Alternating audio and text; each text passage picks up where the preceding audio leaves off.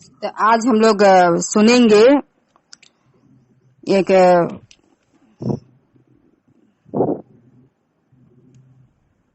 व्यक्ति के विषय में जो महान अगुआ का क्या था, दास था, टहलुआ था वो। तो आज हम लोग देखेंगे यहोशू 1 से 9 तक। और इसमें यीशु को परमेश्वर का आज्ञा मिलता है, क्योंकि मूसा जो महान अगुआ था वो तो अब मर गया। अब उसके पीछे कौन जा सकता है? उसका जो काम है, मूसा का जो काम था वो काम को कौन करेगा? क्योंकि उसके साथ जो था यहोशू उसका सेवा टहल करता था, उसके आगे पीछे हमेशा होते रहता था, उसका ख्याल रखता था। तो परमेश्वर मूसा को बोल के रखा था कि तेरे बाद यही करेगा, यीशु को तुम चुनो, उसी को तुम क्या करो, अभिषेक करो उसको। और इस तरह का यीशु चुना जाता है मूसा की मृत्यु के बाद। और जो काम मूसा करने वाला था उस काम को अब यीशु करता है। तो यीशु को परमेश्वर चुनता है, क्योंकि वो ऐसा व्यक्ति था जो क्या करता था, जहां भी उसको भेजता था ना तो वहां चल जाता था और हमेशा तैयार रहता था। एकदम पूरा विश्वास था उसको। और सब कोई हिम्मत हार जाते थे, लेकिन ये हिम्मत हारने वाला में से नहीं था। इसलिए परमेश्वर बोलता है, यहोवा के दास मूसा की मृत्यु के बाद यहोवा ने उसके सेवक यीशु से, जो नून का पुत्र था, वो कहता है कि मेरा दास मूसा मर गया है। तो वो मर गया, इसलिए अब तुम उसके स्थान पर उठो, अपना कमर बांधो, अब तुम तैयार हो। कमर बांधना मतलब तैयार हो जाओ और इस सारी प्रजा समेत यरदन पार होकर उस देश को, जो जिसे परमेश्वर देने के लिए कहा था इजरायलियों को, अब्राहम, इसहाक, याकूब को देने के लिए बोला था कि हम तेरे वंश को देंगे।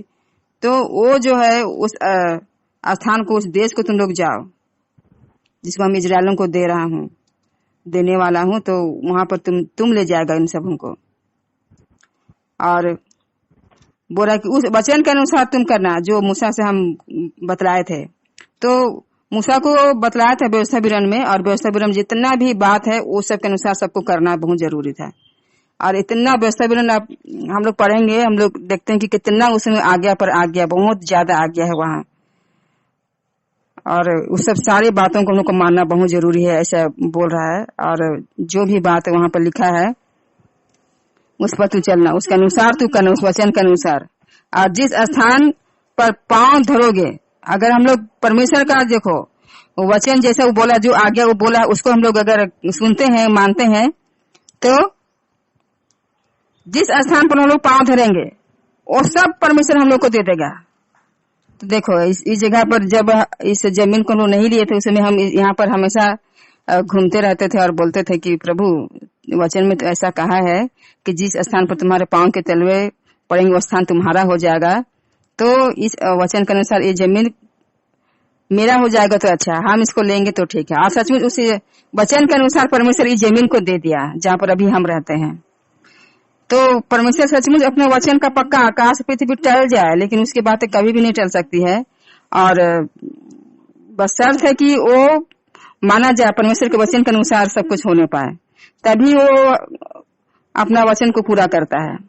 और ये सच है कि परमेश्वर के वचन पर चल रहा है, तो इसलिए तो परमेश्वर हम लोग का चाहत को पूरा कर देता है। और इसलिए वो बोला कि जिस स्थान पर तुम्हारे पांव धरेंगे उसे हम तुमको दे देंगे। सोचो, जो स्थान तुमको अच्छा लग जाएगा वहां पर तुमको बोलेगा कि ये स्थान हमको चाहिए, तो वो स्थान तेरा हो जाएगा। और इसे बोला है जब हम लोग उस स्थान पर पांव धरेंगे और जहां तक हम लोग का नजर जाएगा वहां तक परमेश्वर क्या करेगा, उस देश को दे देगा। इसलिए इसको बोल रहा है कि और जंगल बोल रहा है, जंगल और उस लबालोन से लेकर फरात महानद तक और सूर्यास्त की ओर समुद्र बोला महासमुद्र तक, हितियों का सारा देश तुम्हारा भाग ठहरेगा। और तेरे जीवन भर को तेरे सामने ठहर ना सकेगा। देखो, जब लोग परमेश्वर की इच्छा पर चलेंगे तो परमेश्वर इतना, जहां से हम लोग का नजर जाता है ना, वहां तक परमेश्वर हम लोगों को वो स्थान दे देगा, वहां पर हम लोग का अधिकार हो जाएगा।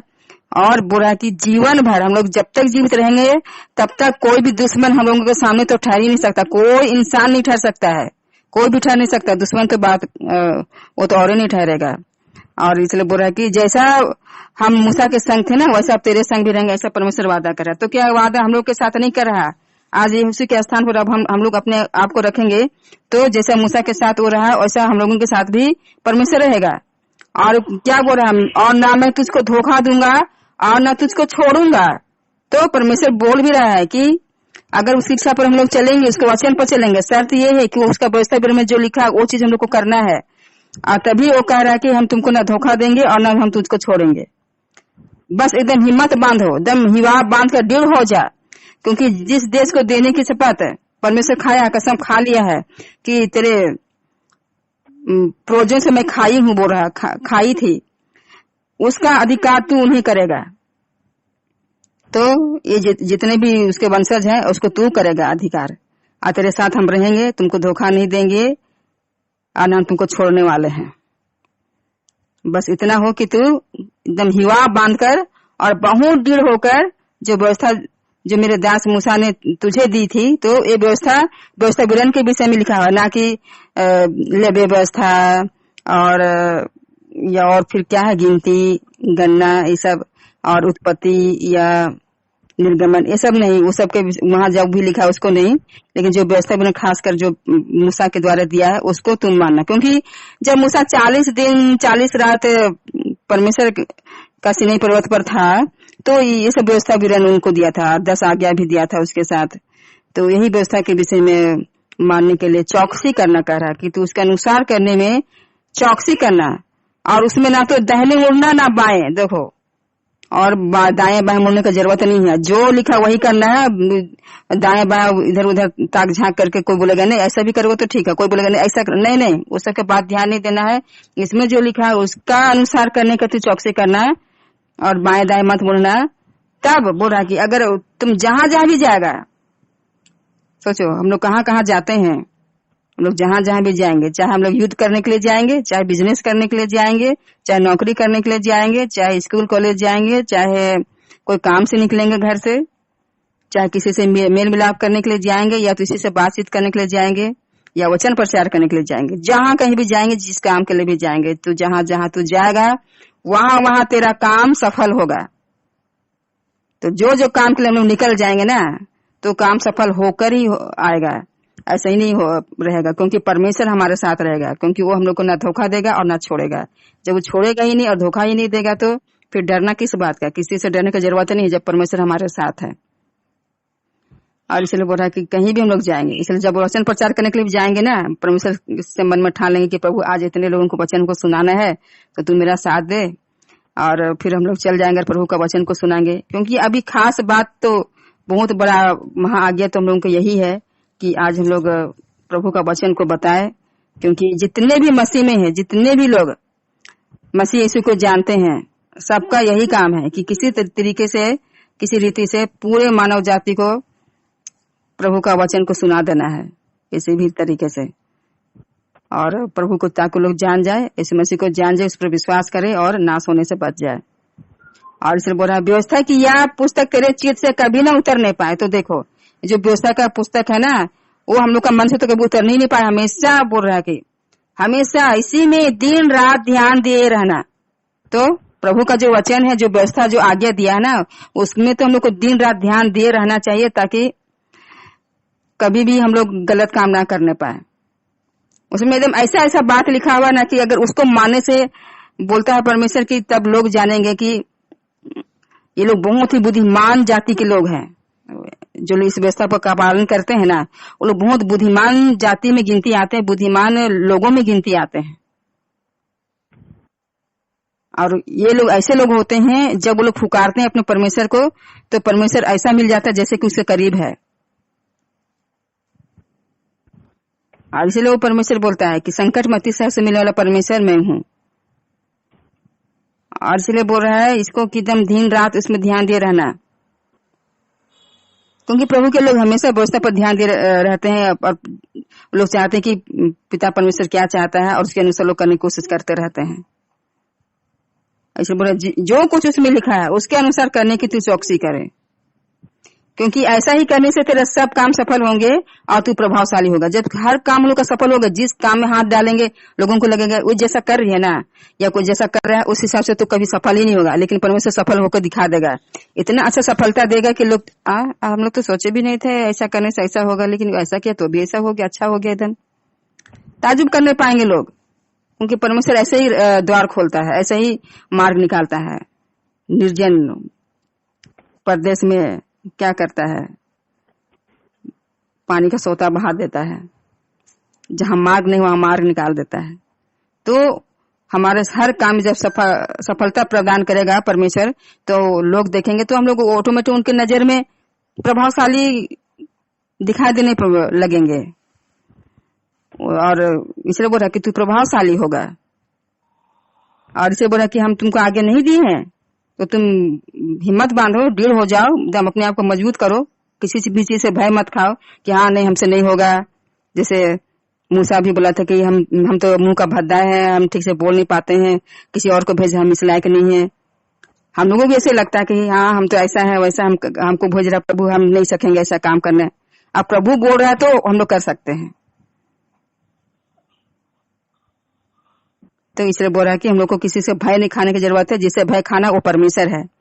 तो परमेश्वर का ही भय मानना चाहिए और उसका बात को सुनना है, जैसा बोलता वैसा करना चाहिए, क्योंकि जब वो बोल दिया तो वो करेगा ही। वो ऐसे लोगों के ताक में रहता है जो उसका बात को सहज से सुनते हैं, और जो भी कमजोरी हम लोग के अंदर में उसी कमजोरी को वो क्या करता है, परमेश्वर अपना सामर्थ्य बना देता है।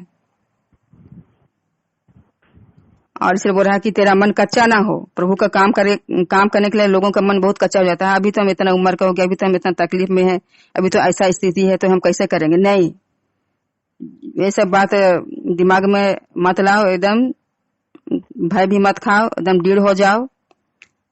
तेरा मन बिल्कुल कच्चा ना होने पाए कोई भी बात के लिए, कोई भी मामले में, क्योंकि तू जहां जहां तू जाएगा वहां तेरा परमेश्वर तेरे संग रहेगा। तो जब परमेश्वर हम लोग के संग रहेगा, हम लोग जहां भी जाएंगे, तो फिर हम लोग क्यों भय खाए मनुष्य से?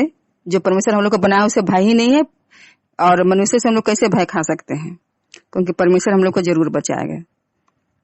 परमेश्वर बचाता है अपना राज्य में लाकर, अपना स्वर्गीय राज्य को दिखाकर। इस दुनिया में बचाना परमेश्वर नहीं बचाता है, क्योंकि यहाँ तो हम लोग परमेश्वर क्या किया, अच्छा काम करने के लिए इस दुनिया में हम लोग को भेजा है, भला का काम करने के लिए, प्रभु का महिमा करने के लिए, अपना महिमा करने के लिए।